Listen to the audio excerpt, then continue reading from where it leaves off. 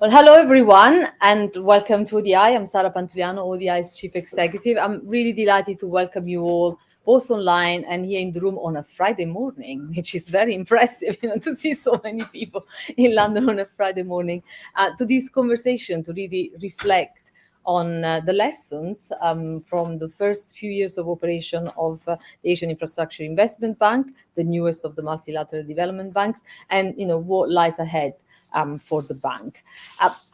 Multilateral development banks play a unique role among development financiers because of their convening power, because of their cross-country knowledge and expertise, and because allegedly they're supposed to provide finance at better terms than what the capital markets may offer. That is debatable, but we can we can reflect on that in the conversation. But the research that we're doing here at ODI has found that actually, the World Bank and major regional multilateral banks are actually considered by many, particularly borrowing countries, to be too inflexible, to be bureaucratic, and actually to be dominated by the political priorities of non-borrowing, shareholders. So in response to these challenges, to these perceived barriers, low and middle-income countries have started creating their own purpose-built bilateral, regional bilateral, multilateral institutions that can provide that market-based public lending. And so when the AIIB began operations in 2016, I think it was seen, by many as a major disruptor in the system of existing multilateral development banks because it was offering a leaner governance model, leaner operations. Some of the features the AIIB put on the table was to have a non-resident board of directors, to have, a clear accountability framework with a clear division of labor between the board and management, and also a departure from the country office model of managing programs. And despite its name, the AIIB actually has worldwide membership. So we have no regional members outside Asia. They can borrow to a certain extent, but it does remain a bank where China retains more than a quarter of the AIIB shares. It's headquartered in Beijing, and it has been perceived as, mainly sort of focusing on the implementation of the One Belt and Road Initiative. In fact, some large shareholders of other institutions are not members of the AIIB. But today's discussion is really timely because, the recent UN General Assembly high-level segment, at the recent annual meetings of the IMF and the World Bank, there have actually been some pretty high-profile calls for reform of the Bretton Woods institutions. And in response to a call largely from, G7 members, the World Bank has started a reform process, to try and better deliver on poverty eradication, on prosperity, on shared prosperity, and on global challenges like climate change, global health, global public health, and peace and security. So this is a good moment to ask what lessons we can learn from the experience of the AIIB, from its operations, from, the things it's tried to do differently. Has the AIIB been the disruptor to the system of the MDBs that, many argued could be when it was first established? And what is the AIIB going to look like in the future, in terms of sectors of operations, modalities, engagement with client countries? The AIIB has just had its annual meeting last week, virtual annual meeting, so I'm sure there'll be plenty to hear about, to reflect from what has emerged from the online discussions. And to address these questions, who better than Sir Danny Alexander? I'm really delighted to welcome you to ODI. Sir Danny is the Vice President for Policy and Strategy at AIIB, and in his role, he drives AIIB's strategic direction, including sectoral and country priorities, investment strategy and programming, and its operating budget. Previously, Sir Danny served as the AIIB's Vice President and Corporate Secretary when he first joined the bank in 2016. But I'm sure our UK audience will remember that Sir Danny was also the Chief Secretary to the Treasury here in the UK and one of the leaders of the UK coalition government between 2010 and 2015. But joining Sir Danny, we have two wonderful colleagues. Sir Suma Chakrabarti, he's the chair of the board of trustees here at ODI, but obviously he was for 10 years the president of the European Bank for Reconstruction and Development, and prior to that, the permanent secretary at the Department for International Development and at the Ministry of Justice, amongst many other things. And joining Suma and Danny, we have Annalisa Prizzon. Annalisa is one of our senior research fellows at ODI, and she leads our work on strategies and finances of multilateral development banks.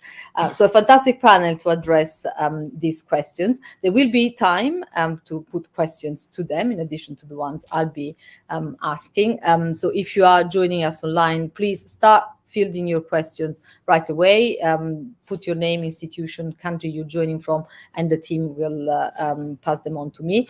And please do tweet, amplify the conversation online, say what you think, or sort of share some of the most relevant pieces of the conversation. The hashtag is reformmdbs, and do tag ODI_global in your tweets. So, what lesson can we draw from the first 6 years of operations of the AIIB?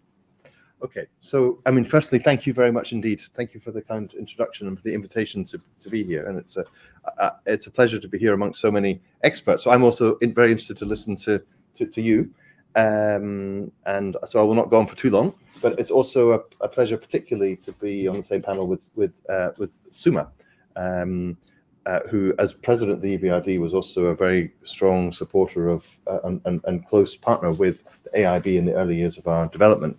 But I first got to know Suma when he was permanent secretary at the Ministry of Justice, and I was the chief secretary to the Treasury, responsible for implementing the fiscal consolidation that was going on then. So it seems sort of a bit Groundhog Day-ish to be back here when it seems that that's all happening all over again, very sadly. Anyway, I won't go into UK politics, but maybe another time. But the only reason to mention that is because actually it was in that period that I first got involved with discussions around the AIIB, because it was one of the last decisions, if you like, that the coalition government made, was that the UK should become one of the founding members of the AIIB. And I mean, some of the issues that you mentioned in your introduction were very much topics of debate at that time. You know, what was the real intention of creating the AIIB? Was it being set up to disrupt or even undermine the existing multilateral system, or was it, as we believed then and as the reality has become now, to become part of this global system of multilateral development banks supporting development in different ways among our members? And so after the voters gave me an opportunity to seek a different career in 2015, to put it that way, the chance to go and actually be involved in setting up a new multilateral development bank is really a remarkable thing, and I feel very fortunate to have had that chance actually to be part of setting up the AIIB. I mean, one might say it's almost too early to learn lessons, but let me still try and highlight a few. So, you know, in the first period of the bank, we really and naturally the focus was on the quality of the governance of the institution in the context of the non-resident board. It was on the high standards in terms of the projects that we do, and it was on the if you like, the sound foundations of the institution, including the financial sustainability of the institution. And on starting to build a program, and then as time developed, to think through strategically where we think AIIB can really make an impact in terms of development. And so I think there are. I wouldn't describe the intention of the AIIB as to disrupt the system, but I think there are some innovations that are built into the way that we work, which I think can be reflected upon. And I'm sure I know Suma has a strong interest in this also, but one is in respect of governance. So we have a non-resident board of directors that before COVID would meet on a quarterly basis in Beijing, and then at other times virtually, and in the last sort of 2.5-3 years has been meeting virtually, but where our directors are not, full-time officials based in the institution. They are senior officials in their own respective governments who have a substantial part of their time devoted to AIIB matters. And that's led us to think through in a way that certainly in our institutional setting is, I think, quite a constructive discussion, which is what is the right balance of responsibilities between board and management. I know those are issues that come up in other institutions, but where we've focused on the idea that the board needs to lead the policies, needs to set the policies, it needs to lead the strategy formation. It has to hold the management accountable for delivery against those goals, and that means that there's a premium on high quality information sharing and discussions around that. But in respect of operations, we've put in place an accountability framework which is designed to allow approval of a reasonable portion of our projects to be delegated to our president, and that's started to work. Obviously, as the bank grows, this will become more and more important. The number of approvals will grow every year, and so having a board that is focused on that's setting the strategy and the policy and the internal accountability, but having a management which can deliver the projects. Although our accountability framework still leaves a substantial proportion of projects to go to the board, and also gives directors a call-in right if there's any project that they see particular issues with, or our president can refer a project to the board, even if it was going to be delegated. And that's an ongoing discussion with our board about how do we develop and enhance that framework. But I think it has been it's worked quite well, and certainly we don't have sort of pushback against it. It's more about how can we further augment it and make it work better. Now, the setting of each institution is different, so I wouldn't say we don't have a non-resident board as a model for others to follow. We have a non-resident board as appropriate in our own institutional setting, but I think it works pretty well. Second one is around the kind of business model of the bank. So we have a kind of core value summarized as lean, clean, and green. Before you come to the green one a little bit later, but and the clean is a common ground across all the MDBs. High project standards, anti-corruption, strong project monitoring, and so forth. But the lean is really trying to say, can we operate this institution efficiently? Can we be responsive and agile in how we deal with emerging client needs?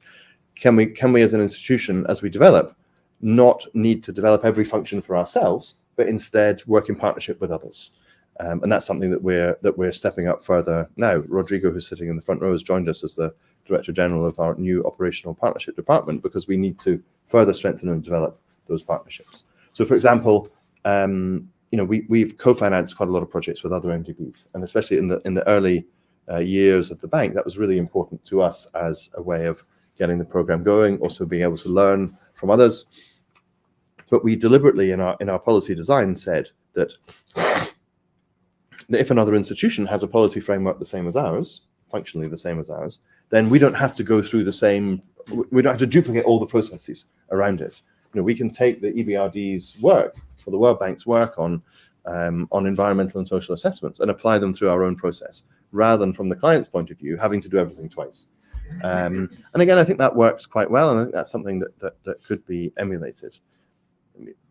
All institutions as they grow have within them the capacity to become bureaucratic, and so I cannot say that battle to be a lean institution is sort of won.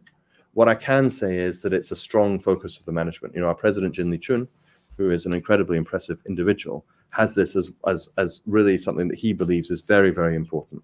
That the resources of the bank, to the greatest extent possible, go into the operations, go into supporting the clients. And that's also part of the explanation of our approach to what you talked about country offices and so forth. So for a long time, we've only had the headquarters in Beijing, and staff have traveled to clients and we use local consultants or other partners on the ground. We're starting now to explore having some presence in other places. We're opening at the moment an operational hub in Abu Dhabi, which we've chosen as a location because of its very good transport connections to so many of our our client countries.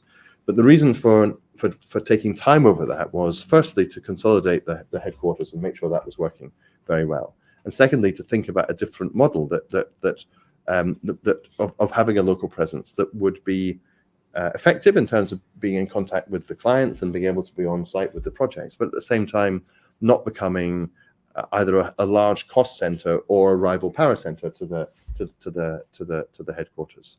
So that's something still in progress, but I think after Abu Dhabi we will open probably several more in the years to come, but with a view to having hubs in important locations rather than a country office being an entitlement for every member. So driven by the business needs. Now again, every institution has a different model, so I'm not saying these things as a challenge to others, but simply to say within AIIB's context, this is what we thought was the right way to go. So I think that on the governance, on the standards, on the financial soundness, that has all worked quite well.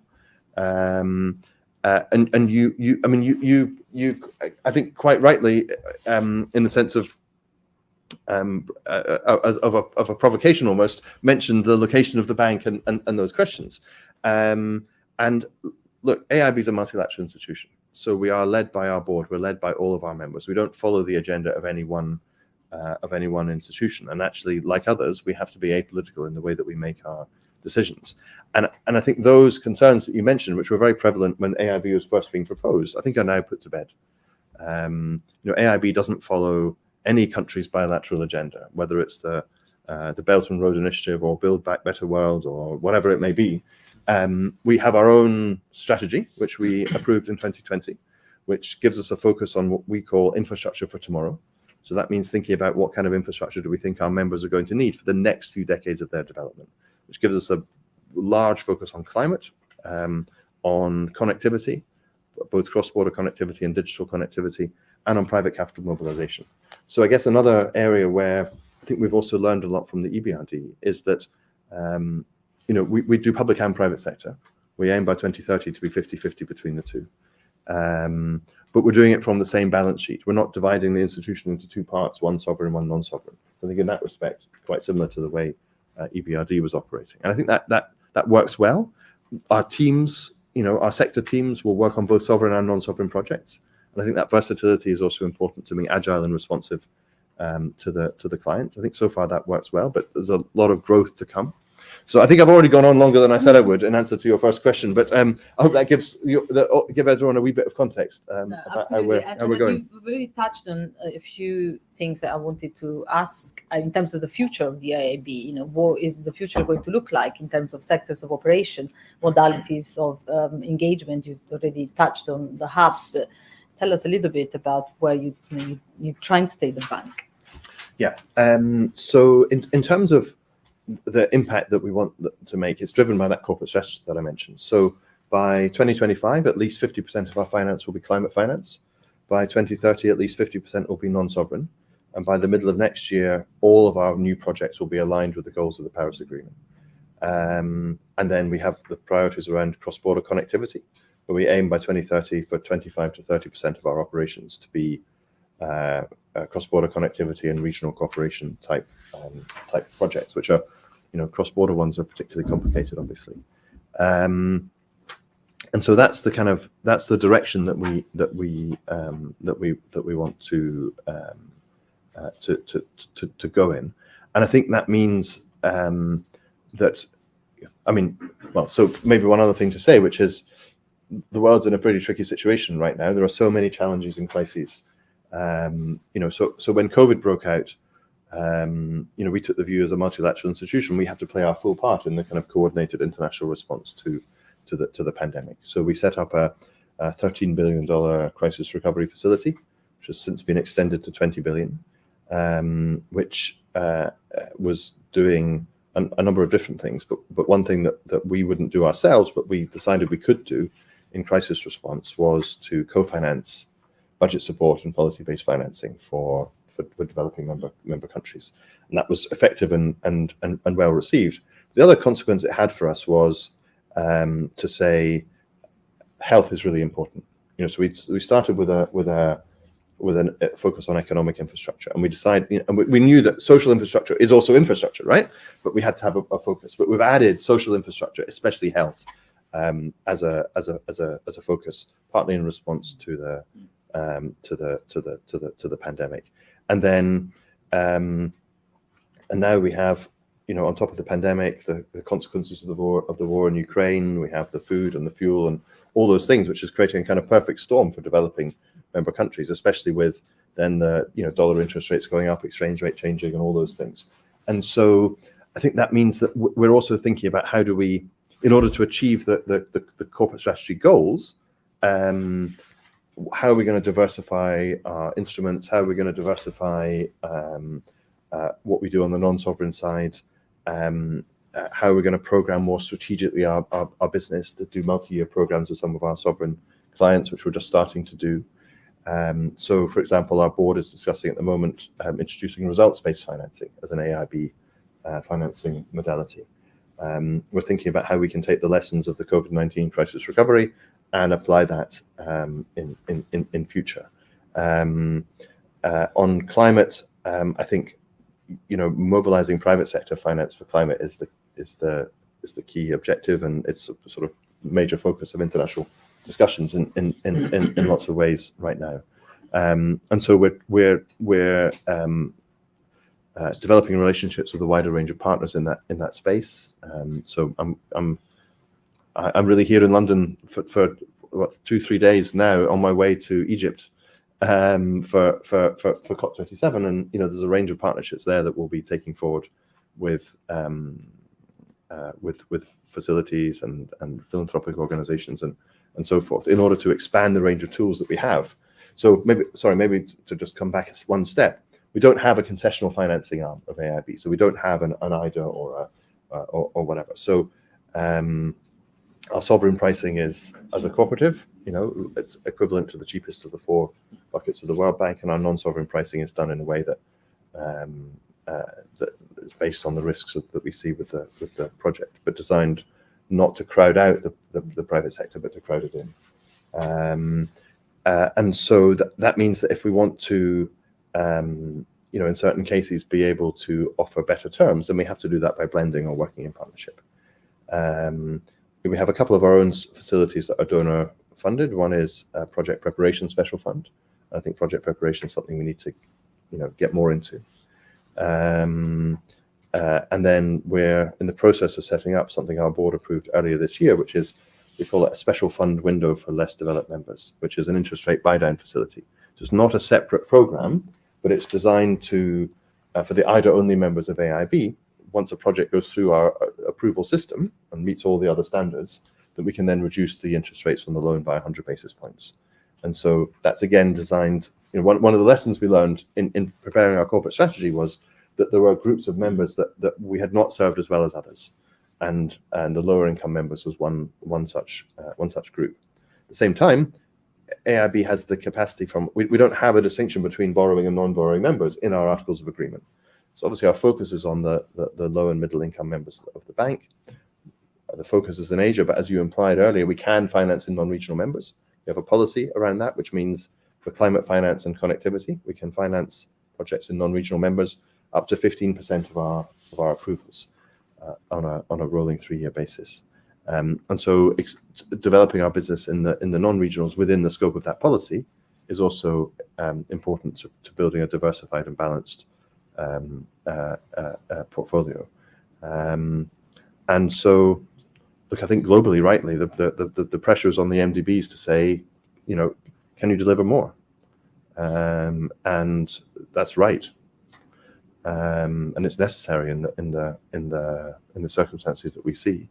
AIIB is kind of halfway through, if you like, the journey from the launch in January 2016, when I joined the bank, to the end of the corporate strategy period in 2030, which is by when we envisage the bank will be fully mature in terms of its lending, if you like. So by then we should be committing around $15 billion per year. So we're sort of halfway along that journey, but we need to find ways not only to deploy our own capital for projects, but to deploy it smartly so that we are mobilizing much more of other people's money. And I think that's really crucial. And I'm not sure we know exactly how to do that. I'm not sure anybody knows exactly how to do that, but there are plenty of lessons we can learn from others, and I'm sure advice that this audience will have. So I will stop there and stop talking and start listening. So thank you very much. Let me try and get some of the advice for you. I mean, Suma, you were a very strong early supporter of the AIIB, and you envisaged the AIIB could be really a disruptor to the system. Now we've heard from Danny that we shouldn't think of AIIB as a disruptor, but as an innovator.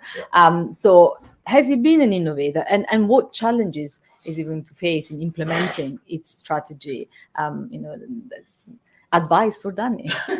Please. Well, thank you very much, Sara, and I'm really pleased to be on this panel and pleased to be sitting next to Danny, a politician who, in my view, rare breed actually, can speaks human, basically. I mean, while taking 25% of the MOJ budget, in the margins we would discuss work-life balance because he had young children at the time, I remember, and so real pleasure actually then to be working with him again when he went to AIIB. I knew Danny, but also I knew President Jin from the time when he was at the World Bank on the board there with me at the same time. Look, let me try and give some context as to why I was so pleased to see the creation of the AIIB. And I go back to a speech I gave here, I think, in 2015. Yes. It was here, wasn't it? On MDBs and need for reform. There I was sitting as president of EBRD, sort of a bit of self-criticism, really. I thought the system as a whole, EBRD was slightly more innovative than other parts of the system, but the system as a whole, I thought, was too focused on the views of the non-recipient shareholders rather than the recipients, and not really sufficiently focused on the needs and the emerging and changing and evolving needs of the recipients, actually. So a lot of repeat of the business that they were doing before as well, even though the needs were changing. Too heavy and disproportionate in terms of transaction costs. I mean, see Chris here, and he's written about that in terms of just engaging, whether it's a private sector or public sector client, with these institutions, and disproportionate. So the same sort of standards for very small loans as very large loans in the rules and processes. And of course, the shareholding structure of the legacy MDBs, I say, which really hadn't changed enough to reflect the growing economic weight of emerging markets as well. And so their voice was rather muted still in these institutions. And of course, as Danny mentioned, a governance model that I thought encouraged, frankly, interference by non-recipients in the work of management at the detail level. It was just ludicrous. And so there was a lot of things I thought could be reformed. I saw, I think, little opportunity within the legacy MDBs for that reform. Of course, people like me tried our best, but that's why I was particularly pleased to see the AIIB coming along. And yes, maybe in the end it's an innovator rather than disruptor, but I'm sorry, but I was really going for the disruption. So I was very much a strong supporter, as Sara said, of the creation of AIIB. I thought the shareholding structure would give due weight to emerging markets. And there was a real possibility, I think, and I think Danny's talking about that now in terms of the next stages of the AIIB, of actually focusing the bank more on the actual needs of particularly middle-income countries. So sustainable infrastructure, inequality issues, jobs, technological change, productivity, all those sort of things that actually I think legacy MDBs don't do enough of, in my view. They do quite a lot of policy work on those things, but actually if you look at their operations, they're not doing a lot in those areas. And that's why when I was president of EBRD, I think my staff thought I was slightly potty. I spent a lot of time actually engaging with the leadership of AIIB. I went to Beijing a number of times. I was at the launch of the institution. I took part in strategy days in Beijing to try and help the AIIB. And of course, we actually set up, President Jin and I, this AIIB EBRD joint unit, actually under Danny there. And that was really to cement that relationship. And I think that unit is still there. It was headed first by a guy called Richard Jones, who was head of my office, who went there. And then, of course, now it's headed by a lady called Nova Lee, who was also in my office. So this is a rather personalized, shall we say, approach. But also, I think, institutionally, EBRD, which is still the most recent of the legacy MDBs to be created, thought it was in our interest to actually really try and help AIIB and set up. So a lot of the work that was done on the sort of standards, trying to make them more proportionate, was EBRD staff actually going there and working there.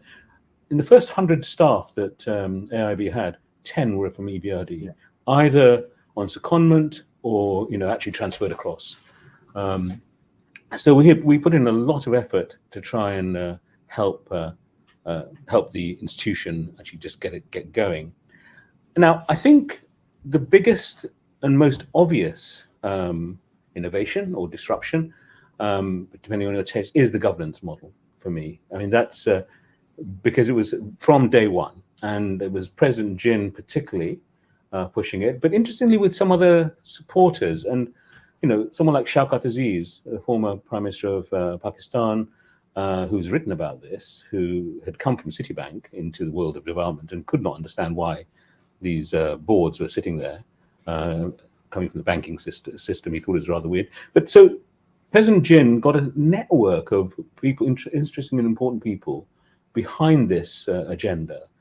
As it happens, Annalisa and I have just co-authored with 2 other people a paper on governance in MDBs. We went back over the history of the governance models and, right the way back to Bretton Woods as to why we'd ended up with a resident board of directors. Keynes had argued strongly. Actually, Keynes had argued exactly for the model AIIB's got. Keynesian institution. But he was pretty much overruled by Harry Dexter White to the US Treasury, who of course turned out to be a Soviet spy. But anyway, that's another story. So Keynes had argued for this approach, and I think when we did our piece of work, Annalisa and I found essentially that the model of governance we have in most of the legacy MDBs is very much this resident board, and you can sometimes strike lucky.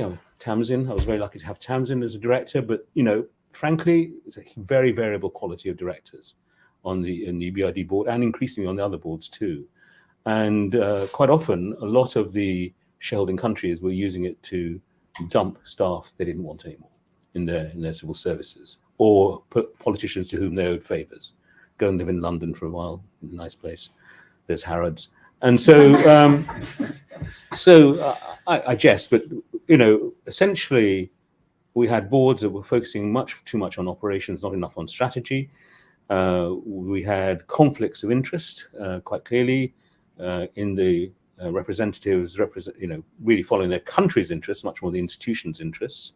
And we didn't have the right professional background for many of the directors as well. We gave options in our paper for reform. I mean, one, even if you have resident boards, you could actually have some job descriptions that actually set out what you might want from these people.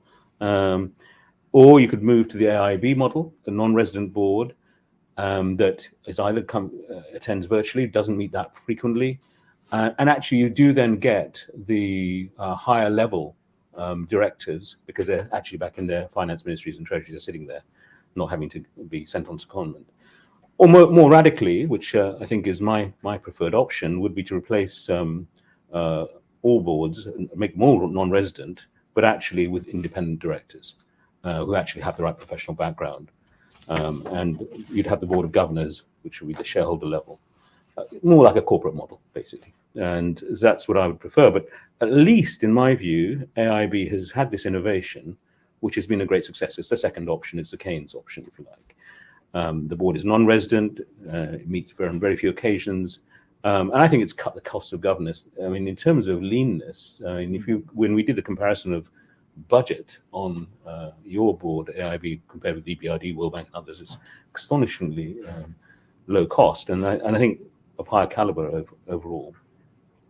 And I think what AIIB has shown over the 6 years, that this model is perfectly workable, actually, and quite effective. So this is, for me, a major success, actually, in the MDB world.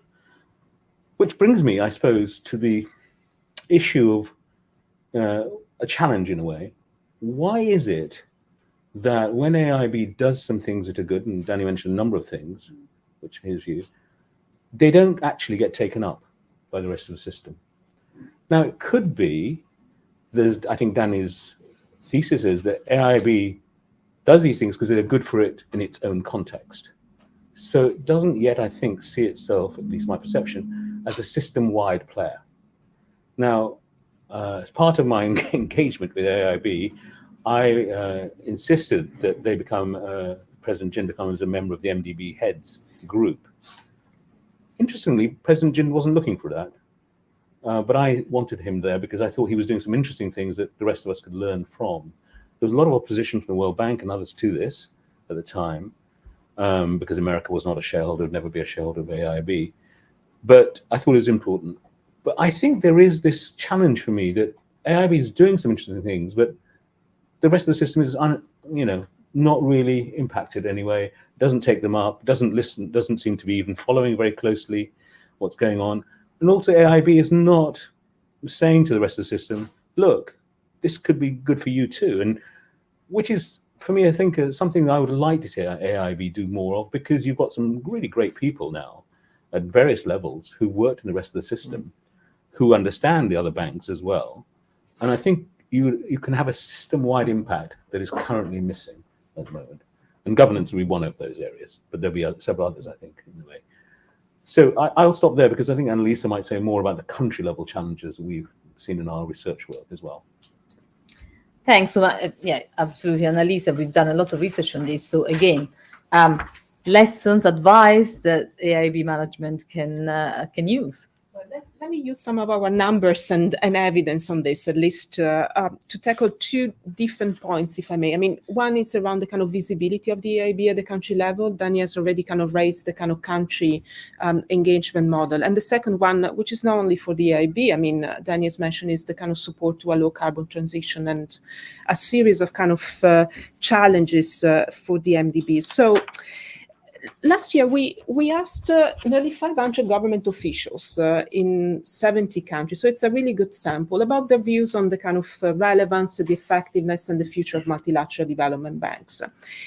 And that included the AIIB in the regional and non-regional member countries. So I have to say that the lack of data and responses on the AIIB was a finding in itself.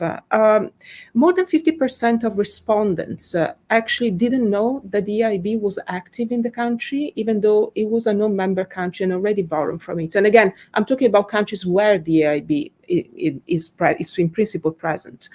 And then there was a clear message coming from government officials, and this is a kind of across all countries. I mean, 93% of respondents actually would like to see a country office of each MDB with senior staff and operational staff.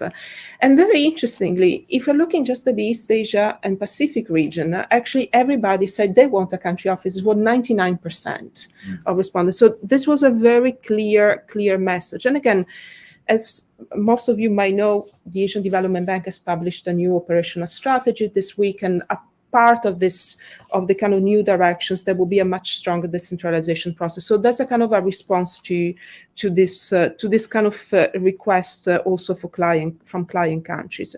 I do understand the kind of rationale of now having country offices, and I do support the kind of decision of having at least the sub-regional hubs going forward. I think they will be crucial for the AIIB to increase the visibility, in particular the working relations with national governments and the private sector.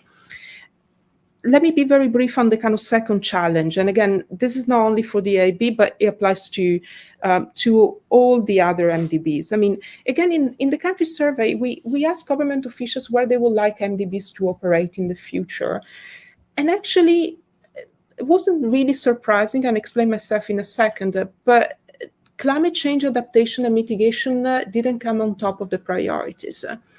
Others, I mean, infrastructure, energy, transport, but not really focusing on the kind of on the low carbon transition. Why is that the case? I mean, there could be many motivations. I mean, it doesn't apply to the AIIB. I mean, this could be a crowding out effect on the country allocation away from development priorities. I'm saying perceived one. Countries might not be willing to borrow when the benefits of the project reach other countries, and particularly where contributed little to climate change, and actually they're suffering most from it. Concessional finance will be an incentive, but Daniel's kind of mentioned very clearly earlier on, this doesn't apply to every institution. Not every institution has a concessional window, or at least at the scale of as much as the World Bank AIIB has. So what's the solution here? I mean, first of all, there's a clear step, and that's around the changing narrative and vision about delivering a low-carbon transition. Climate and development are not substitute or alternatives, but they can go hand in hand. A climate-resilient development strategy will reduce exposure to risks, and that's just one example. But we need also to acknowledge that there are trade-offs. They have to be understood and addressed, particularly when it comes to social protection programs, with skills demanded and jobs change. But there's also the need to show client countries that a low-carbon transition is possible, and MDBs, including the AIIB, can think about the technical offer and support countries to craft climate-smart development strategies, which offer more energy security, lower and more predictable operating costs, and also co-benefits like job creation. But finally, and that's my last point, instruments should also address the constraints that many countries, particularly emerging countries, middle-income countries, might have when it comes to to financing a low-carbon transition. And we need to remember middle-income countries are central to the fight on the climate crisis, and there's a role for the MDBs there. But middle-income countries require guarantees, insurance, buy-down of terms. I mean, they were mentioned earlier on, but for the other equivalent countries, there's a need also to expand the regional and thematic windows on top of the country allocation. And I'm speaking more broadly across MDBs. And I'll stop here. Thank you very much, Annalisa. I think you got some pretty good advice from both of them, especially ahead of COP. I don't know if you want to react to any of these, but I already have a number of questions from the online audience. I could react very briefly, or Sure, take the sure. question, whatever you prefer. I mean, so it's very interesting to think that we are applying the Keynesian model of governance long after the Bretton Woods discussions. We have taken one step in the involvement of independent people, which is in our Audit and Risk Committee. We have 2 independent members who bring deep professional expertise in those areas. And that does contribute a lot to supporting the board members in those issues. One of them is a senior figure from the Bank of England. So I'm sure that person will be willing to come here and talk to you if you would like, and maybe happy to talk about other topics. But and it really contributes a lot, actually. So I think the point there is good. AIIB definitely does see it as a player in the system. So I mean, after your initial impetus, we play our role very much in the heads meetings and the sectoral meetings, and also in G20 and other fora. But that doesn't necessarily follow. I don't think that necessarily follows that we should use that platform to proselytize for our model and argue for change in other institutions. One has to respect the governance of each of the institutions, and it's, I think, more for the shareholders if they want to pick up lessons from one institution to apply in another. But we're also very transparent. The information is there, and we're very happy to talk about it. And I agree with your assessment that the non-resident board works well. It's also interesting. I mean, the majority of our shareholding is emerging market shareholders, and I think the lesson of creating AIIB shows that the organization is led by, majority shareholding from developing countries can work just as well to just as high standards and just as good governance. Annalisa, what you said is really interesting from your survey. So actually, we've done something this year that's we're still in the process of concluding it, but which I think it doesn't normally get done by our category of institutions, which is we've done our own client survey, and there is some common ground between the feedback you got and the feedback. So it's a reinforcement, and I think we do have work to do to let the AIIB be better understood. I think that's a totally fair challenge, and I think we need to. Our people need to be on the ground more. I would contend whether that requires an office or not. And actually, I'm very interested in digital transformation in these institutions. And if you think about the way your retail bank has been transformed in the last 20 years, our institutions work basically in the same way that they have for a long time. So can you make better use of digital to have a real relationship with the clients. It doesn't necessarily always require someone to be sitting in an office, although there are parts where you definitely do need to have the people on the ground. And so that's part of the motivation of setting up our hub. And I totally agree with you about the focus on middle income countries for climate. But I'll stop there, otherwise. Yeah, so we only have just 10 minutes for questions, but maybe it's not your job to proselytize, but it's definitely the job of a think tank to to influence how the system can change, learning the lessons where they need to be learned. So just a provocation to my colleagues. Right, let's open for questions. I'll take, my gosh, it's a lot. So be brief, please. Introduce yourselves. I also have questions from the online audience, and then we'll have to have just a quick fire of round of replies. I'll start with Tamsin. It should be a roving mic. Here we go. Thanks very much. Tamsin Barton from AIIB, the UK's foreign aid watchdog. I've got a comment and a question. The comment is, I think of the innovations that should be taken up, the one that I would particularly commend you on is the way in which you're able to rely on the procedures of others, that leanness, something that I used to work on when I was at the AIIB, on, we used to call it mutual reliance. And when I was on Suma's board, we actually managed to make some progress in procurement, making it easier to co-finance. So you talked about bureaucracy within MDBs, that is so much worse between MDBs. So that's my comment. I think there really is room for more to be done, especially on environmental and social standards. On the environmental and social standards, given my interest as a watchdog, the thing I was pondering to myself is, what's the mechanism for the AIIB's external accountability in relation to safeguards? So, we've got the World Bank's inspection panel in EIB. We used to have the EU ombudsman or ombudsperson. So be interested to know what you have in addition, obviously, to all your internal checks and balances. Thanks, Tamsin. Gentleman next to you, if you just pass the mic. Thank you. My name's John Gibb, and I used to work in DFID, and I'm long retired. I think a point for both Danny and for Suma is that the Achilles heel for development has always been the atrocious standards of governance in beneficiary countries. Now, I would like to know why this always fails to get on the agenda of any board meeting, from the bank and the fund, and then cascading down to MDBs of different sorts. Because until standards of governance improve, then whatever project, whatever sector you work in is unlikely to succeed and be sustainable and meet its objectives. Thank you. Thank you very much. Ganesh? Thanks. Ganesh Vignaraja, ODI. I used to be at ADB. First question to either Suma or Danny is 15 billion by 2030 seems tiny amount given the crisis we have today. So annually. Okay, but still seems tiny. Shouldn't you be more ambitious?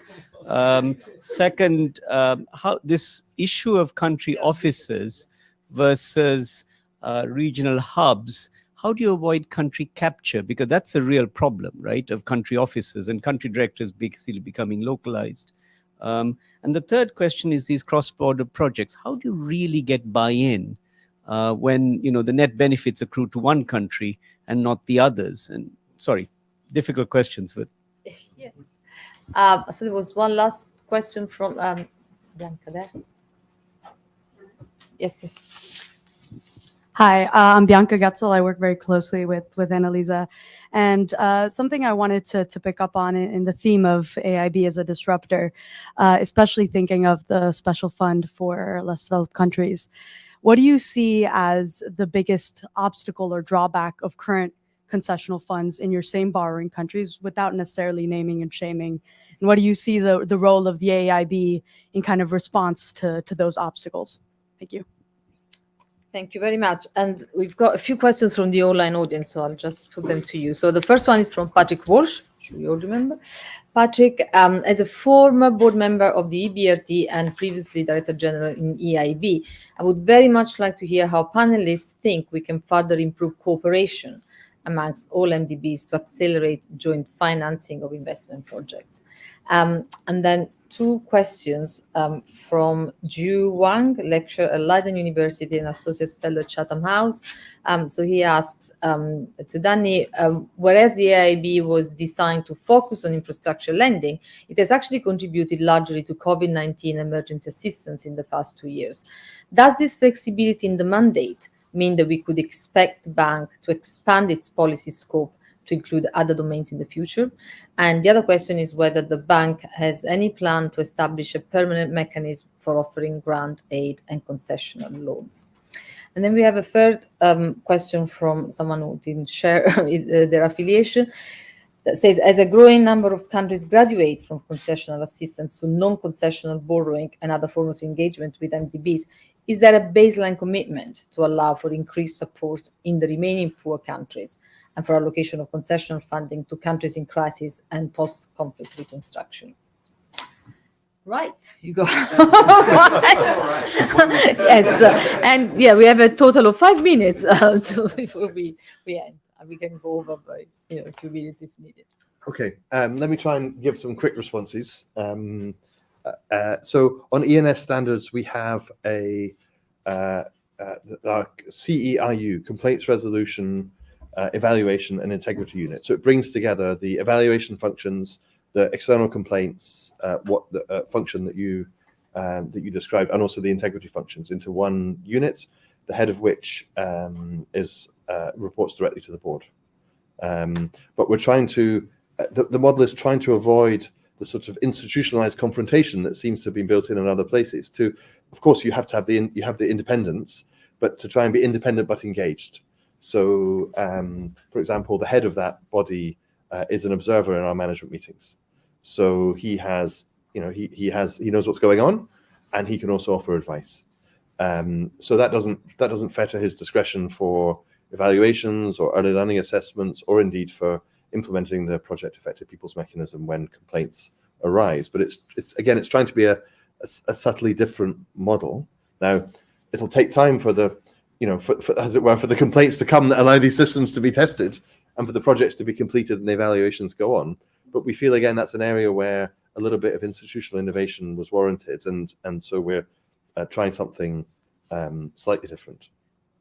To John's question, the question of governance is a really interesting and important one. And sitting here in London, one has to say that not every country has perfect governance. We're a project finance institution, so we operate on the basis that our policies are about how we make sure that things are done properly at the project level. But we do also seek to kind of learn lessons from that, and especially where environmental and social standards and procurement and so on are concerned, to share those lessons more broadly. We've worked also with a body called the MCDF, which is a new facility that's been established, which has specifically as its remit to spread the reach of high standards for connectivity projects to new partners, to new organizations, and so forth. And we found a lot of interest from organizations in China and in other countries that invest in infrastructure projects to learn from AIIB, what are the right standards and approaches to some of these issues that need to be applied. I take Ganesh's encouragement to grow faster and further, but we also, and this is a very current topic about what are the constraints of the capital model that we have, and in a sense, I would say how that 15 billion is used is even more important than whether it's 15 or 16 or 20. And that's particularly about how do we use that to innovate, to mobilize, and to do kind of exemplary work that can then help systems to grow, which then mobilize much more finance on their own. So one area that AIIB has done some work in is about capital markets, especially capital markets for sustainable finance in Asia, and also supporting the development of infrastructure as an asset class that can attract investors. We have one project in Singapore in particular, which I think is really helping to push forward in that direction. And if that can work, then the multiplier effect of your initial financing is huge. I can't read my handwriting on some of the other questions. I'm sorry. There are so many of them. But I think further improving cooperation among MDBs. I mean, I think Suma's reflections on this would be very interesting, because we talk about the MDBs working as a system. I think MDBs cooperate quite well in some areas. I think climate especially.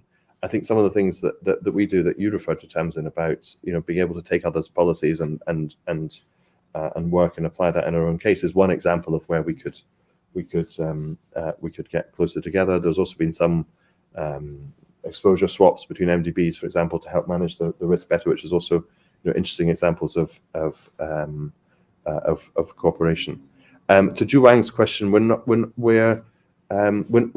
planning to expand our remit. Our articles of agreement are there. They have a clear mandate, which gives an enormous amount of need for investments within that space, which does include infrastructure like health and so forth, and also I think does include being part of coordinated international response to crises, and that's something which we see an ongoing role for AIIB, not least because climate change is causing the sort of speed and scale of natural disasters caused by climate change is just going to accelerate. We've seen these terrible floods in Pakistan this autumn, which is heartbreaking imagery, and the impact on people is grave. But that's going to happen more and more and more. And so how MDBs can mobilize, but also almost have anticipatory crisis response built into your projects in terms of adaptation, resilience, and so forth, is going to be a critically important issue as well.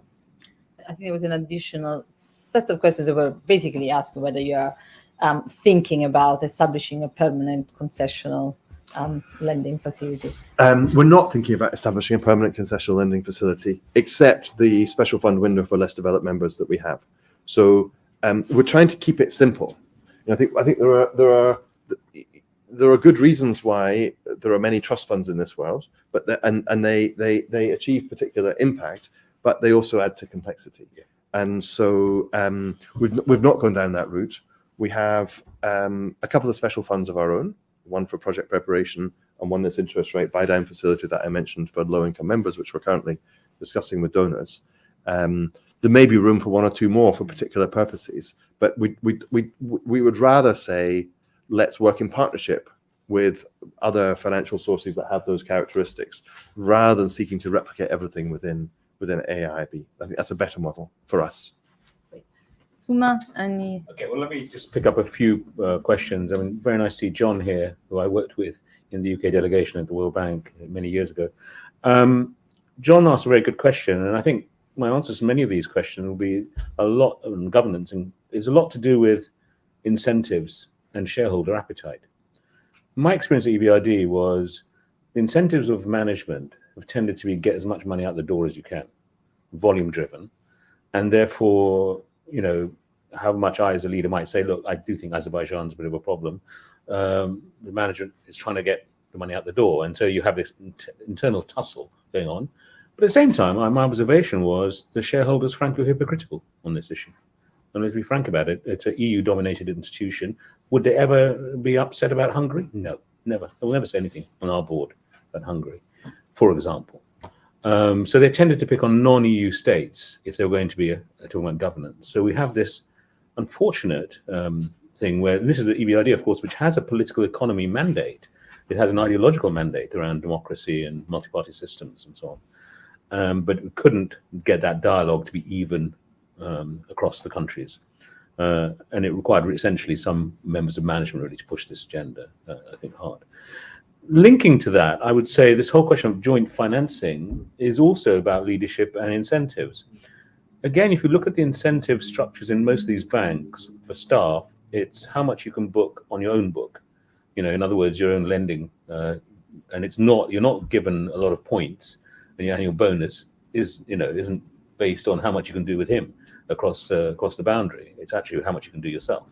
So again, it requires senior management to push that sort of agenda or change the incentive framework. And we did a bit of that at EBRD. We did actually focus more on impact as we went along, but still the DNA of the institutions is about volumetrics as such, and on own book as well.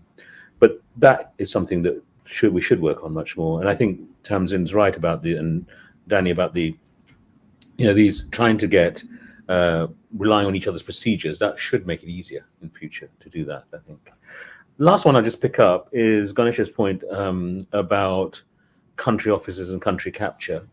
Danny knows that I think this is an issue for AIIB, in my view, because as their portfolio grows, even if they don't do policy dialogue with countries, they're going to have portfolio problems. Everyone does, and I know you've had a few. And what they end up doing is hiring consultants to solve them. And I think that's an expensive route to do.